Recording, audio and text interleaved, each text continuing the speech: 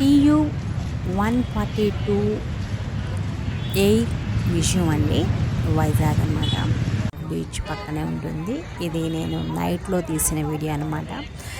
Night effect చాలా బాగుంటుంది. Vizag beach పక్కన ఈ మ్యూజియం లోనికి వెళ్ళిన తర్వాత మొత్తం ఎయిర్ క్రాఫ్ట్స్ అది కొంచెం కొంచెం లైట్గా తీసాను, ఎక్కువైతే తీయలేదు.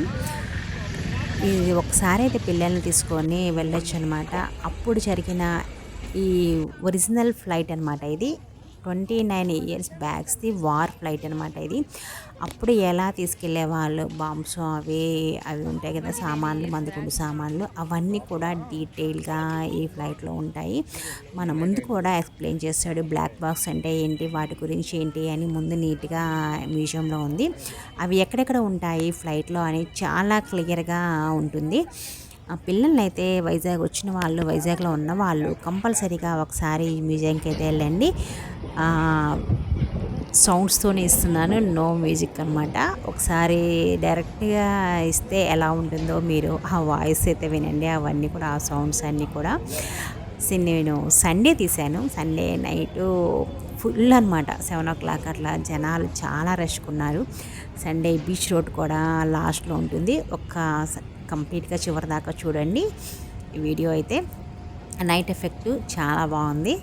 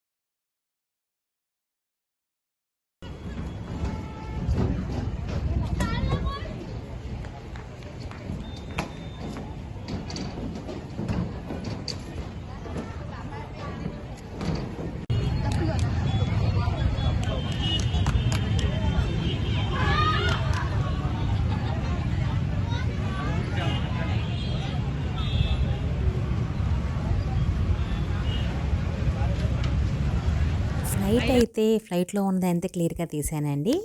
మామూలుగా మ్యూజియంలో ఉన్నవి అంటే బ్లాక్ బాక్స్లో మిషన్స్ ఎక్కడ పెడతారా ఏంటి, ఎలా చేస్తారా, ఇవన్నీ డీటెయిల్స్ ఉన్నాయి. అది నేను వీడియో తీయకూడదేమో అనుకొని వీడియో తెలియదనమాట. తర్వాత తెలిసింది వీడియోస్ తీసుకోవచ్చని, అందుకని చెప్పి తీయలేదు. ఈసారి ఎప్పుడైనా వెళ్ళినప్పుడు మటుకు కంప్లీట్గా వీడియో తీస్తాను. ఇది దాని ఎదురుగా ఉన్న సబ్మెరైన్ అనమాట. ఇది ఈసారి ఎప్పుడైనా సబ్మెరైన్ గురించి చూపెడతాను.